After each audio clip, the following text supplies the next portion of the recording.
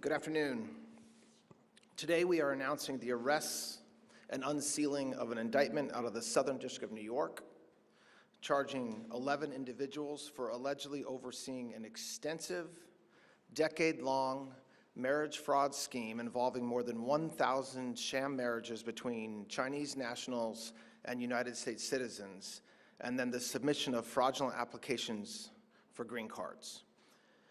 This is one of the largest marriage fraud prosecutions in United States history. This scheme was not a quick fly-by-night operation, but rather a years-long, multi-million-dollar cottage industry to criminally assist people who would not, or legally could not, otherwise become citizens of the United States.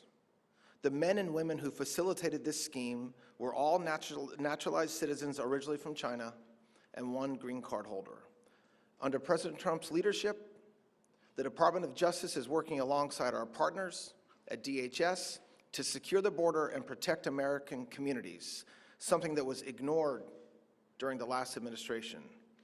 Not only are we protecting our physical borders from unlawful crossings, but we are also preventing immigration fraud schemes that are just another way to skirt the immigration laws of the United States.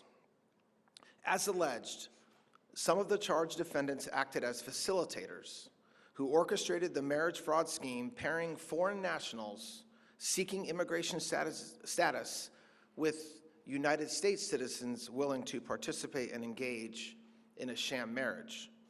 These facilitators employed attorneys, tax preparers, and marriage officiants. Some of the other charged defendants acted as recruiters by finding and recruiting United States citizens to participate in the scheme, and other defendants acted as officiants, officiating dozens of these alleged fake marriages. Now, the way that this scheme allegedly worked is the facilitators used social media and other forms of advertising to market fraudulent immigration services to foreign nationals, primarily from China, and Chinese nationals would pay these facilitators as much as $100,000 for assistance in obtaining a marriage, which then allowed them to apply for a green card. The facilitators also paid willing U.S. citizens as much as $30,000 to engage in the sham marriage with the foreign national.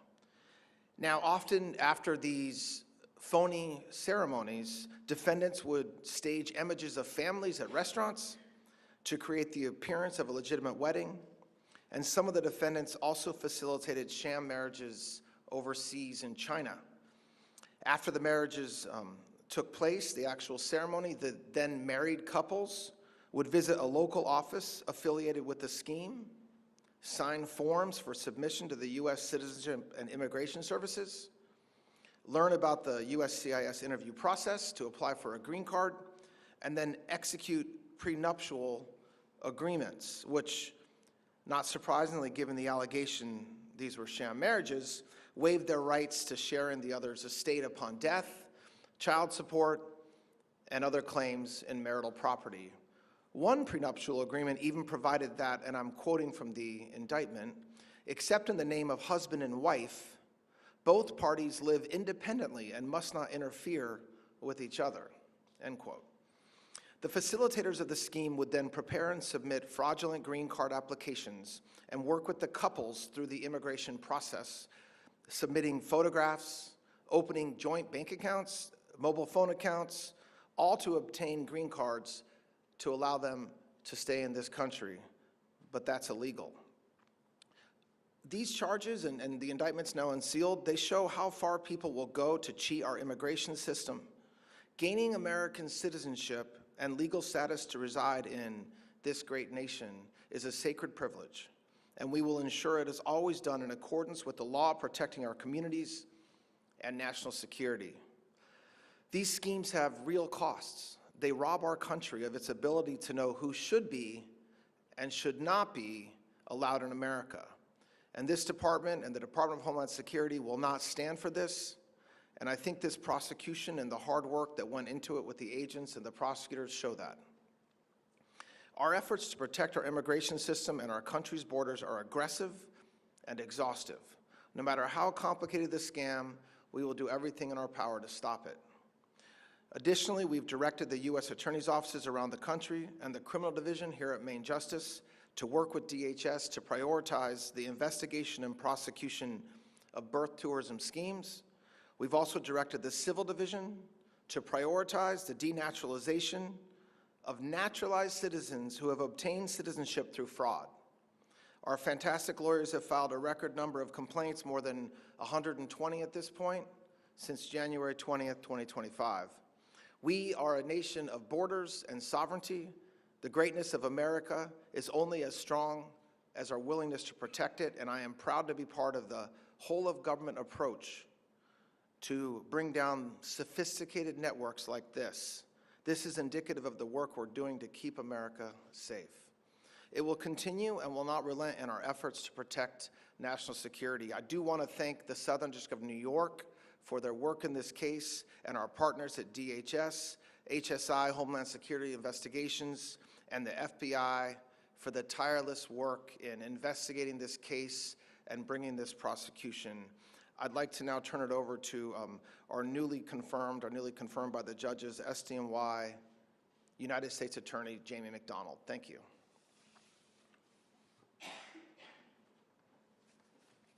Thank you. Good afternoon. I'm Jamie McDonald, the United States Attorney for the Southern District of New York.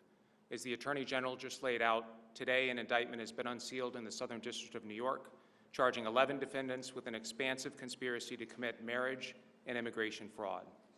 As alleged in the indictment, over a decade, the defendants and their co-conspirators orchestrated more than 1,000 sham marriages, which were designed to fraudulently obtain lawful permanent resident status, or green cards, for foreign nationals, primarily from the People's Republic of China. The defendants allegedly ran a full-service fraud scheme. The Attorney General laid it out for you, charging fees as much as $100,000 per green card. They recruited U.S. citizens to engage in sham marriages, arranged sham wedding ceremonies, complete with officiants, wedding attire, photographers, and attendees. They put together green card applications with which they submitted to USCIS, and they manufactured evidence in support of these applications, including by staging photographs, opening joint accounts.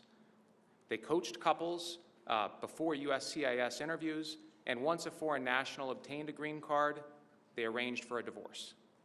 The defendants arrested today played different roles in the scheme. Some ran the operation, identifying foreign nationals who were willing to pay for the green cards.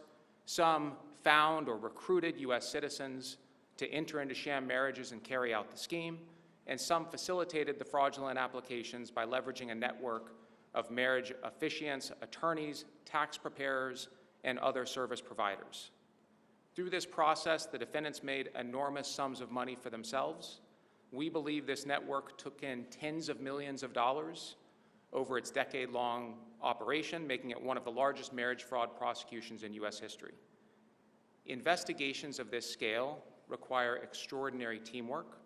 The charges unsealed today were made possible by a coordinated law enforcement response involving federal, state, local partners working closely with our office. Now, sometimes you all ask, well, how did this investigation, how did this case come together? The way that this case developed was really, truly remarkable.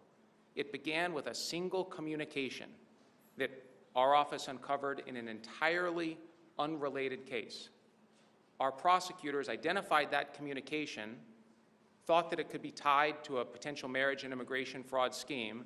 They moved quickly, they obtained warrant after warrant, and followed the facts where they led. Our prosecutors and our partners analyzed communications, immigration filings, financial records, photographs, and other evidence, and identified the key participants in the scheme and the many, many sham marriages they brokered in furtherance of it. Our prosecutors built and then charged a case aimed at dismantling the network itself. That's what the case today does.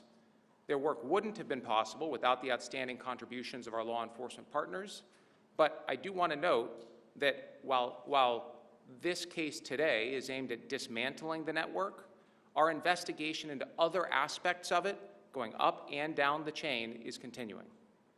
I'd like to take a moment to specifically recognize some of the partners that we worked with for their invaluable contributions, Homeland Security investigations, and in particular the Hudson Valley Hudson Valley HSI, the FBI and its Westchester Safe Streets Task Force, the U.S. Citizenship and Immigration Services Fraud Detection and National Security Directorate, the United States Army Criminal Investigation Division, the Westchester County DA's Office, the U.S. Attorney's Office in the Middle District of Florida, and HSI in Jacksonville.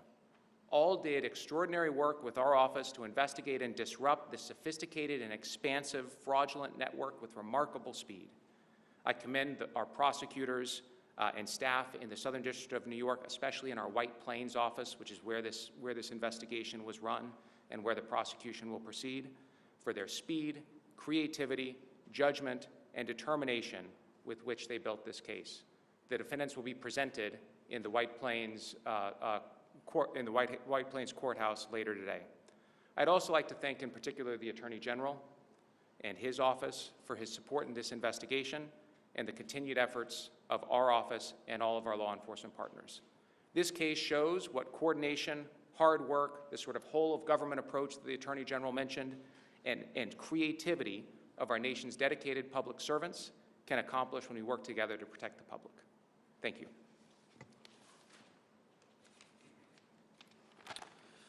Good afternoon. I'm Matthew Milholland, the Deputy for Homeland Security Investigations. Today's announcement demonstrates the strength and the purpose of Homeland Security Task Force, bringing together federal, state, and local partners to identify, investigate, and disrupt complex transnational criminal networks that cross jurisdictions and exploit lawful systems for profit. I want to thank the Department of Justice, the United States Attorney's Office in the Southern District of New York, and our federal, our state, and our local partners whose outstanding work brought this case to this important milestone. Today, we're recognizing the results of a broad, coordinated investigation led by HSI Hudson Valley, New York, into an alleged nationwide and international marriage fraud network. The indictment unsealed today charges 11 individuals with participating in a conspiracy involving sham marriages, false filings, and also fraudulent documentation intended to unlawfully obtain government benefits. The alleged scheme operated for more than a decade and involved countless sham marriages, and it generated tens of millions of dollars in illicit proceeds. The investigation focused on a network that arranged sham marriages between foreign nationals and United States citizens. These crimes were not only taking place in New York, they reached across multiple states as well as overseas. The case highlights the type of complex, organized fraud that HSI is uniquely positioned to investigate. Marriage fraud is not simply a paperwork issue. When individuals or organizations allegedly manufacture relationships, falsify supporting documents, stage evidence, and attempt to mislead the federal process, they undermine the integrity of our systems, and these are relied upon by the public and the government alike. From the earliest stages of this investigation, HSI Hudson Valley special agents followed the evidence across criminal, financial, and administrative lanes. The work required patience, it required precision, and it required extensive coordination. Through the Homeland Security Task Force, investigators were able to seamlessly share critical information, connect leads across jurisdictions, and mobilize the full strength of our collective capabilities when and where they were needed most. Together, HSI and its Homeland Security Task Force partners combined complex fraud expertise, financial analysis, criminal investigative resources, and local knowledge to address an alleged network that reached beyond any one jurisdiction. I want to specifically recognize HSI New York's Hudson Valley office for its leadership in this investigation, along with the FBI, CIS, ATF, Army, CID, and many other law enforcement partners. Today's indictment represents an important step in the criminal justice process. HSI will continue to investigate organizations that seek to profit from fraud, deception, and the exploitation of lawful government processes. We will do so professionally, meticulously, and in close partnership with prosecutors and law enforcement agencies at every level of the U.S. government. I want to thank the special agents of HSI, our task force officers, analysts, prosecutors, and every partner agency that contributed to this investigation. Their work reflects the best of coordinated law enforcement in the United States. Thank you. Thank you. All right, thanks, everybody. We'll take a couple of questions, David. Is there any evidence that these people wanted to come to the United States to spy for China? Is there an espionage aspect to this? Not as alleged in the indictment, no. I mean, I think that as the U.S. Attorney mentioned, this investigation, as you would expect, given the numbers and what we described today, is not over. So if there's more to come in that space or anywhere else, you'll hear about it, but not as alleged in the indictment. Separately, if I could ask you, on the Anthony Fauci contempt referral, is there any update on that? Is your office closer to coming forward with any decision on that? Well, no, I don't have an update. As you guys know, when the Department of Justice receives a referral from Congress, there's a process. There's a process of how we take it in and how we investigate it. But any update that I would expect to come from this department would be if there's ultimately a decision made, and that certainly won't be anytime soon. The reflective case may be earned. What about the reflective? You guys to come forward and look at potential misdemeanor. Is there any update on where you guys are with that?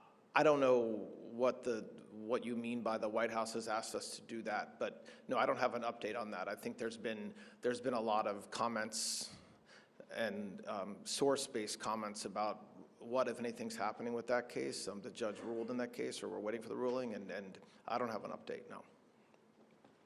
We've learned that the Justice Department has unsealed a case against the former chief financial officer of the Southern Poverty Law Center. Can you please speak a little bit about what you've learned as part of that investigation and if we should expect more charges?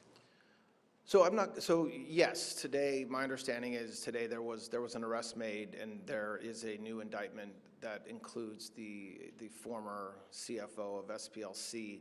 I don't have any comments about whether, we've said from the beginning, everybody, not just me, but anybody who's talked about this case, like virtually every criminal case, the fact that an indictment is returned doesn't end the investigation. It's just part of the investigation in most cases, which is certainly true in this case. I think as alleged in the indictment, this individual participated in the scheme as alleged. I believe she was part of the effort to open bank accounts in completely fictitious companies' names and make payments to individuals for reasons that were not accurate as described. But I don't have, I think the indictment was unsealed this morning. I believe it was unsealed this morning. I think the arrest was this morning. I don't have anything to say beyond that, except to say that this is exactly what we said would happen in a case like this, which is that our investigators and the U.S. attorneys and the agents working the case can keep on working it even after the initial indictment. Thank you. Question about yesterday, President Trump said that he's exploring federal options against New York City's second home tax. Is the DOJ exploring legal options to counter that tax right now? I don't have any comment about what we're doing to explore legal options with respect to that tax. I think that's a combination of the Department of Justice and potentially other agencies that would look into what to do. The President's spoken publicly about his views of it, and the Department of Justice has filed civil lawsuits against cities all over the country where appropriate, but we haven't filed a lawsuit yet, and I'm not going to comment on what we're doing around that. Yes.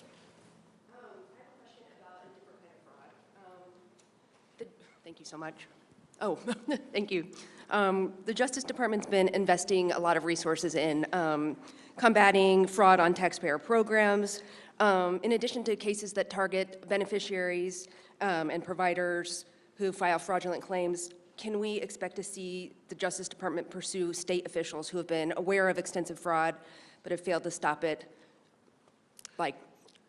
Well, we've talked extensively, as has the Vice President of the task force, that we very much believe that one of the reasons why we have a massive fraud problem and a massive issue of people stealing from taxpayer money is because state officials are not doing their job in making sure that there's appropriate checks in place to stop the fraud.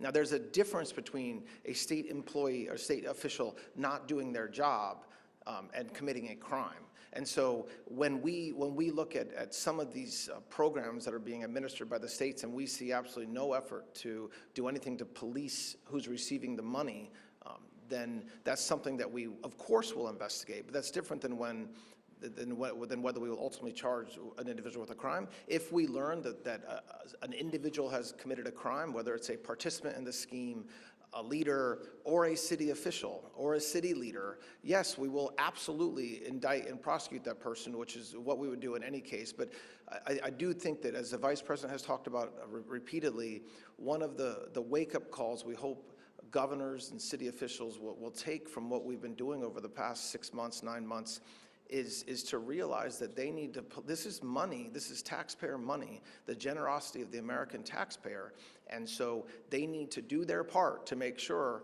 that they are the first line of defense, that the people applying for these benefits are entitled to receive them. But if we learn that they're not only closing their eyes and letting it happen, but affirmatively helping in a criminal way, we'll definitely move forward with that. Yeah. Follow up on that. It's been a while now since Vice President Vance referred the top Democratic leadership of Minnesota to DOJ for this type of investigation. Can you talk about the status of where that stands? Of where an investigation, the leaders of He referred it over here. Is that something you've opened on, or you intend to, or can you just are you making progress toward that end? We've spent a ton of resources, and we continue to spend a ton of resources in Minneapolis combating fraud, and that includes a very intense look at the leadership and the programs and who's administering them. But beyond, and the governor knows that, and everybody knows that, and that should be the case. That's what every single person should expect us to do as the Department of Justice. But I don't have an update or comment on how that's progressing beyond the fact that, yes, we have a lot of resources spending there, yes. Attorney General, this is either for you or for the U.S. Attorney. There's a hearing scheduled for Friday in the Luigi Mangione case, and the question is whether does this indicate that there might be a plea in the offing in that case? Is there anything you can update us on that issue? Yeah, go ahead. There's a conference scheduled for 11 a.m. on Friday, and that's all we can say at this time.